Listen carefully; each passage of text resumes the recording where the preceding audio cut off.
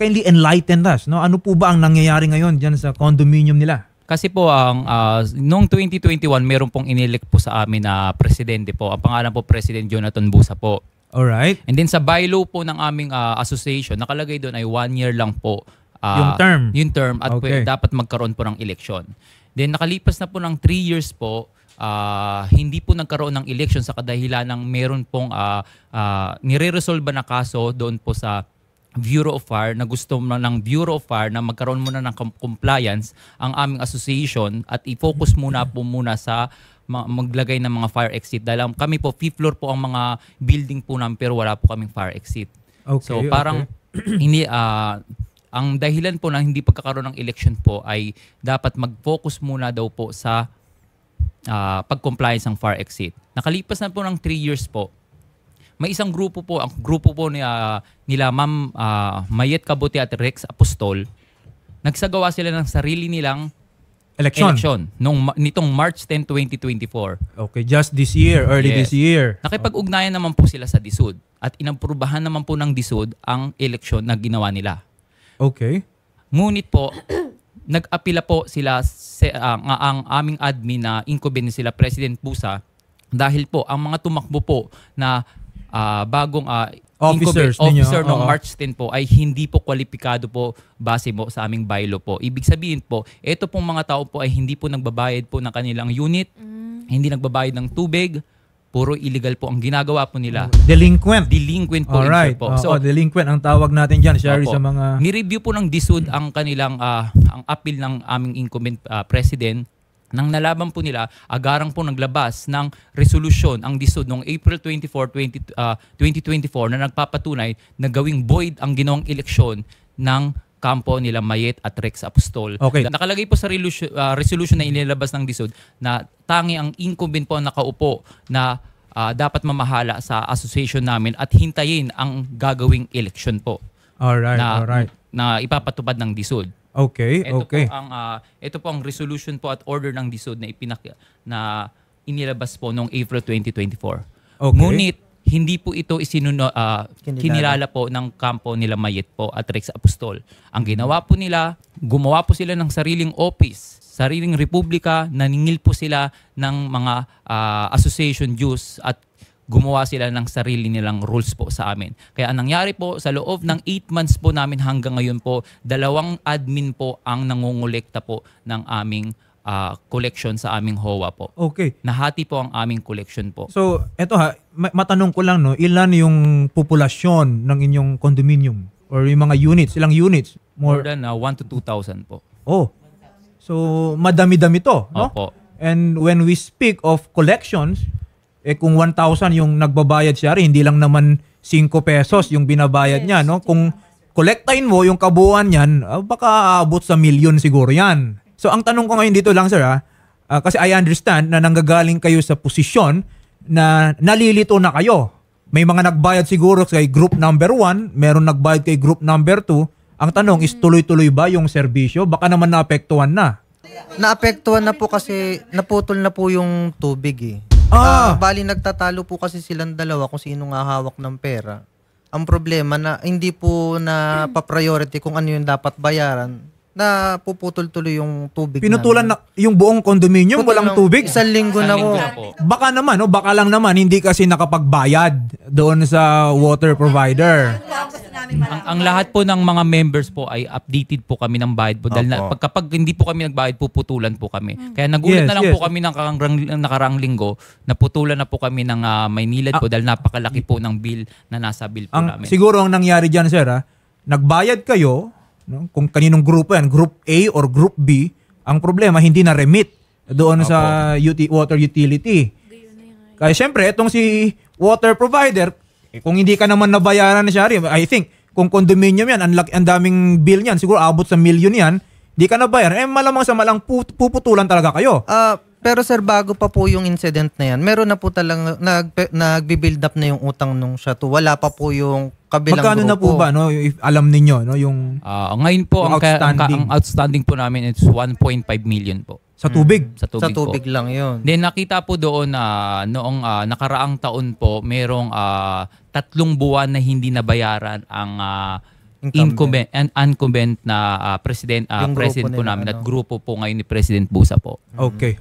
Actually, yung mga ganyan, ang tawag natin yan is inter-association or minsan election dispute.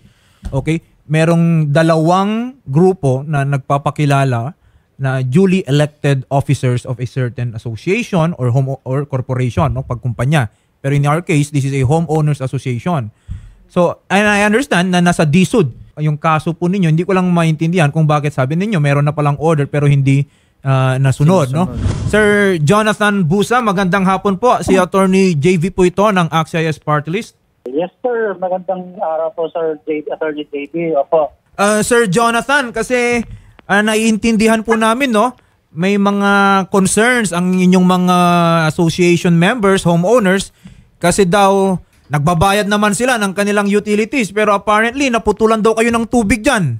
Yes, sir. Yes, Attorney. Totoo po yan. Kaya lang po, siyempre po, hindi naman person na naputulan na nagbabayad sila. Kasi tandaan po natin na ang ating association ay based po dun sa members. So, nagkaroon po, hindi naman po lingid sa inyong kaalaman, na nagkaroon po ng dalawang faction, grupo, or mga namahala sa aming asosasyon. Wherein, sabi ko po na kami po sa admin at incumbent ay ilalaban po namin yung pagiging legal namin based po sa mga orders at mga letters na nilabas po ni DSUD.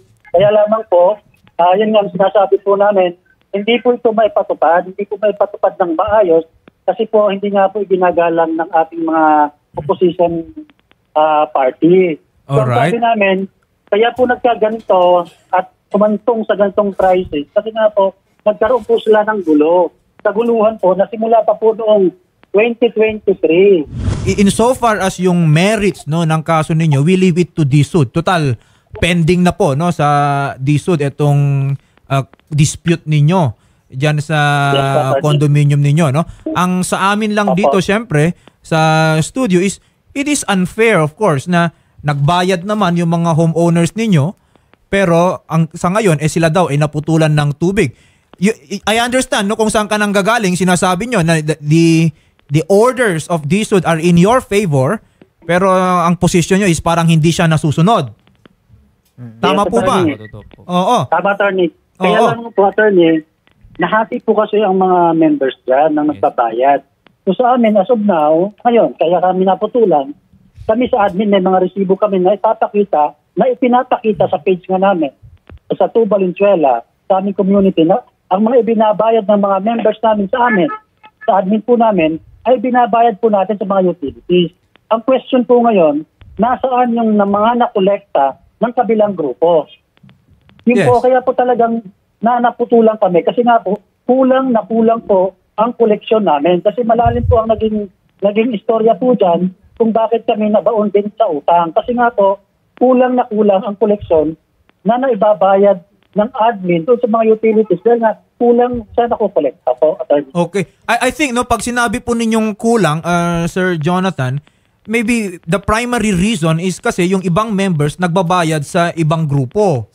Okay? Siyempre, Yes, on their Pato, point yun. of view, from their point of view, sila ay nagbabayad. Okay? Wala silang utang. Opo. Kumbaga, they are not delinquent homeowners. No? Ganito, no? Kasi as much as possible, no, hindi kami makikialam muna dyan, no, sa dispute ninyo. Pero if you have an order favorable to you, and I think you are represented naman by your counsel in DSUD, actually may mga remedyo kayo dyan eh. Opo, Attorney. Oo. May mga remedies Apo. yung grupo nyo dyan. No? Number one, siguro, ang unang ginagawa dyan, especially if there is a favorable order kay Mr. Jonathan Busa, is you publish, no? Pagbigay alam nyo sa lahat ng members ninyo na ang DSUD, kami ang kinikilala. So kung magbayad kayo sa mga ibang grupo for that matter, is baka hindi kilalanin yung inyong pagbayad. I'm just stating kung ano yung mga options, okay? I don't know if ano yung position nung kabila. Baka ang position naman nila is the order has not stated yung sinasabi ni Sir Jonathan Busa, or baka naman they brought the matter to the higher courts. Okay? Others, no, siguro yung DSUD can even create a management committee para in the meantime na may conflict dyan sa condominium ninyo, syempre, ang pangit naman, no? Sila nag-aaway dyan, pero kayo naapektuhan. Yes po. Baka pwedeng makabuo tayo ng management committee, an independent body within the condominium. Siya na lang muna mag-collect. Usually po nagbuo na po talaga kami ng independent po nitong nakarang Webes po. Yeah, maintindihan ko if you did that, no? Pero ang suggestion ko dyan is yung pag-create dapat ng management committee na yan must be upon the authority of DSUD. Para yung authority, yung mga tao na magko-compose ng management committee na yan, meron silang liability kay DSUD para silang agent ni DSUD. Oo. So, sa kanya kayo magbabayad, okay? I-report niya rin kay DSUD yan, no? Magkano yung nakolekta niya, paano niya ginastos yung mga nakolekta niya, i-report niya kay DSUD para si DSUD is also aware, no? Yung sa mga ganong pangyayari. Again, no, Sir Jonathan, no, I'm just stating what could be some possibilities. Yes, attorney. Yes, Oo. Ma'am Mayet, magandang hapon po. Good afternoon po. Ayan, Ma'am Mayet, no? So I understand, no, may mga members din ng inyong homeowners association na sa inyo din po nagbayad ng kanilang mga dues. Pero same with the other group, ha? Nagrereklamo syempre yung mga homeowners ninyo kasi nga yung bayad nila ay hindi hindi na remit sa water utility. Kaya ngayon naputol yung tubig. Ano pong masasabi nyo doon, ma'am? Ay sir, malaki talagang iniwan, malaki yung utang ng Maynilad sa pamumuno ni Busa po. Bago po kami umupo nung March, malaki na po yung utang sa Maynilad kasi po, wag nila po isisi sa amin yung pagkukulang nila po. Hindi teka lang, nila no? pwedeng So, mas malalim pa pala yung mga issues dito. Hindi lang pala yung issue ng kung sino ang totoong officers ng inyong association, meron din palang issue na asan napunta yung pera. Yun, attorney, yun po yung sinasabi ko kanina na bago pa po sila umupo, may utang na talaga ng tubig. Okay. Bali sila Mamayet, pumasok lang sila dun sa eksena. Talagang may utang na yung Pero kayo naman nagbabayad. nagbabayad naman. So there yung should tao. be no reason na walang maibayad sa water utility. Tama po. Okay. So, Ma'am Mayet, no, ang sinasabi po ninyo is nung kayo po ay nag-assume when you conducted an election early this year, meron na kayong minana na utang sa water utility. Yes po, hindi lang po pa ganito yan. Would you know kung magkano yung utang na yan? Okay, please. Nagkaroon po ng election March 2024. Umupo po ang new elected is Asian side. Naningil po kami pero hindi pa po ganun ka-consistent ang nasisingil namin. Gawa nga po nagkaroon ng 2 paso. Ang utang sa wala pang eleksyon. Ang utang sa Maynila is nasa 1M. Ang utang sa Meralco is nasa 500 plus. Ang utang sa security guard nasa 2.8. Wala pang eleksyon, may mga kautangan na. Kaya wag sa amin isisisi lahat ng mga utang kung bakit naputol ang Meralco, bakit naputol ang tubig. At bakit naputol wala din ang Meralco. Opo. Tama po. Tama. Kaso ang ano rin po yan. Naputol yung dito, naputol yung hugot yung sara, hindi putol. Ang lalaki. Ngayon, may dumating na naman ng mga bill ng Meralco. Magkano? May 56,000. Iba-ibang building yan. Ang ano po yan, sir, umupo sila noong June po. Nagsimula po silang maningil noong June. Pero June hanggang ngayon sa kasulukuyan, hindi rin po sila nagbabayad ng mga bill po nila. Milyon na po ang nasa pera po nila. Pero ngayon po naputulan po kami. 70% ang nagbabayad ngayon kala Mayet. Kala John Tumbo sa 30%. Pero ngayon naputulan kami. Sinabi nila na 2,000 lang po ang hawak daw po nila na pera. Wala po silang inilabas kahit piso po ngayon. Okay. Pero updated po. Wala po 70%, sir. Walang 70%. Nag-start nga po kaming maningil April. Hindi po ganun ka-consistent. Alam nyo kung bakit? Kasi nga po nagkaroon ng 2 paso, no? Tapos tinatakot nila lahat ng mga owners dito na pag nagbayad sa new BOT, puputulan ng tubig. Hindi i-recognize yung bayad sa amin, etc. etc. Ang dami nilang sinasabi. Ang sabi nila, sila ang legit, kami ang fake, may mga ganun. Paano nila masasabi na sa amin na 70%? Okay. Pero Ma'am Mayet, eto no, kasi kanina nabanggit din nila Sir Mervin at yung kanilang mga kasamahan dito na meron ng order daw yung DSUD. Apparently na... Hindi po yan order. Ayan po. Sinagot na po yan ni Atty. Tural, yung letter ni Mr. Busa regarding sa pangungulik. Nandyan naman po, hindi po yan order. Sir, Yes magandang po. hapon. Si Attorney JV po ito ng AXIS Party List. Sir, Wala na. ano po kaya yung pwedeng magawa ng DSUD dito, no? Kasi kanina I was thinking, baka naman magkaroon na lang muna ng management committee in the meantime na hindi pa ma-resolve yung dispute na yan. Kasi kung nagmamatigasan sila, walang nasusolusyonan dyan. Okay, Attorney JB, ang sa ngayon po kasi yung nabanggit po na order kanina, currently naka-appeal po siya. So hindi po makakakilos yung aming opisina para i-implement yung mga nakalagay po doon. Pero what we can do to address din yung most current o yung pinaka-urgent concern nila, yung mga basic necessities nila gaya ng tubig at kuryente, para magkaroon naman ng tamang sitwasyon dyan sa kanilang community.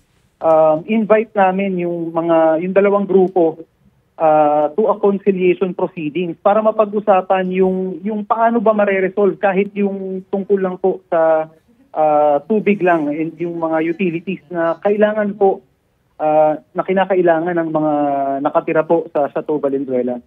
Bali yung April 24 order po ng DSUD NCR ay naka-appeal po sa Office of the Secretary. Alright, Yung okay. sinasabi naman po ni, I think, si Sir Vince naman, ito ay reply namin doon po sa follow-up ni Mr. Jonathan Busa regarding doon sa aming order noong April 24. Ang sabi namin doon, nakalagay naman kasi na nag-order po kami na status po before the March 10 election po. Yes. Kaya lang, ang problema nga ay hindi po nagkaroon ng finality yung order na yun at hinihintay po namin na matapos Okay. po. At sa ngayon po, sir, baka pwedeng isang tabi po muna natin yung hinihintay natin na decision doon sa appeal at doon sa order. Ang gawin po natin ay solusyonan natin yung sa problema po sa utility, sa tubig, lalong-lalo na po. Yes. Actually, that is the immediate concern, no, Sir Aubrey. Now, well, I don't like to use the term na isang tabi, no? Kasi it's up naman to the parties involved, no? It's not our call, no? Kumbaga, pero given na nasabi rin naman ni Sir Aubrey that they will be called, no, for a mediation, solusyonan lang muna itong immediate na concern, no? And I think naman both parties would understand na ang hirap naman pag yung condominium nyo nakakahiya.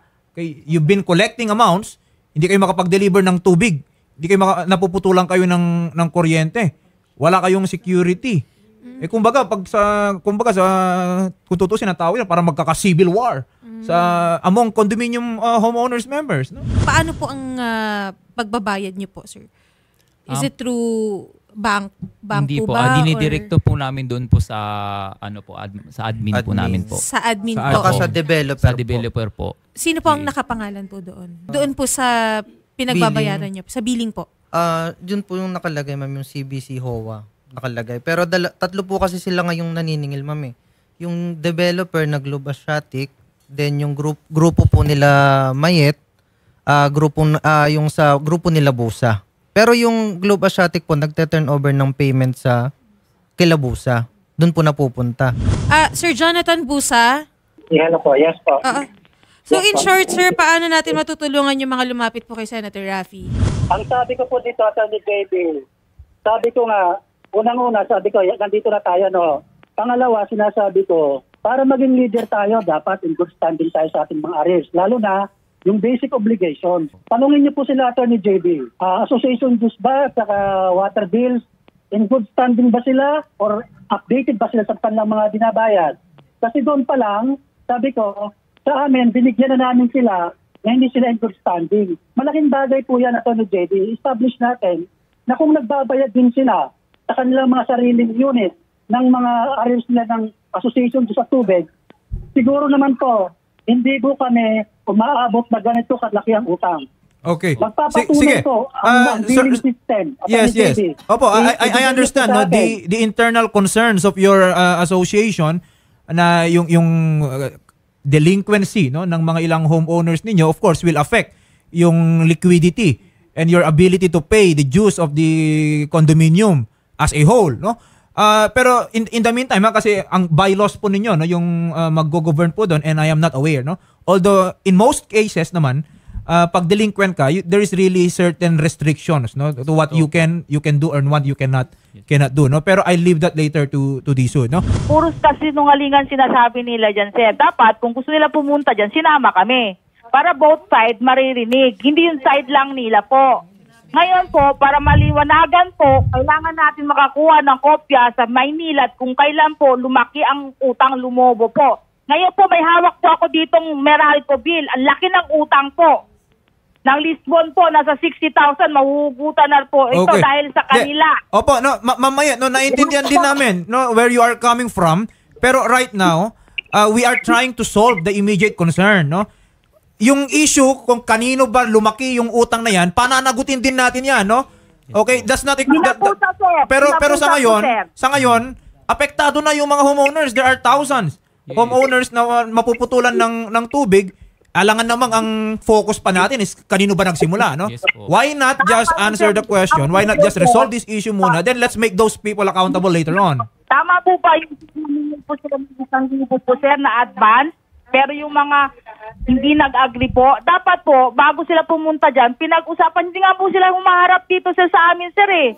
Kasi magugulo po kayo. Ganito, Ma'am Mayet, no, nakausap na rin naman namin kanina si Sir Aubrey Friginal at paghaharapin nga po yung both parties involved dito, and we will also send our representative din, no, para makatulong din, no, kung ano yung pwede naming assistance na maibigay sa inyo. Kasama na po yung reporter ni Senator Raffy para po magkala po at mamagitan din po doon, no, sa magkaroon din po kami ng sarili naming assessment dito po sa case. Sasamahan po namin kayo, ipapatawag po natin si Sir Jonathan, si Ma'am Rixel or si Miss Mayet at imo-monitor po ito ni Senator Raffy. Gayon pa man, ma'am, may kausap na po tayo from the Maynilad and gayon din po sa Meralco si Sir Jose Lariaga, ang tagapagsalita po ng Meralco para po tumulong sa utilities po, no, sa Meralco po ninyo at sa tubig. Para po mas kung sakali man mailabas din po yung mga records kung kailan nagbayad, pero gayon pa man doon muna po tayo sa kung paano po natin masosolusyonan po na ito. Opo. Magpatawag din po tayo ng barangay and PNP para po for criminal niya po lahat po. For criminal aspect naman po, protection niya din po. Magko-coordinate na rin po kami. Okay po? Opo. Antayin niyo na lang po yung tawag po ng reporter po namin. Opo. Salamat po. Magandang Sige hapon po. po.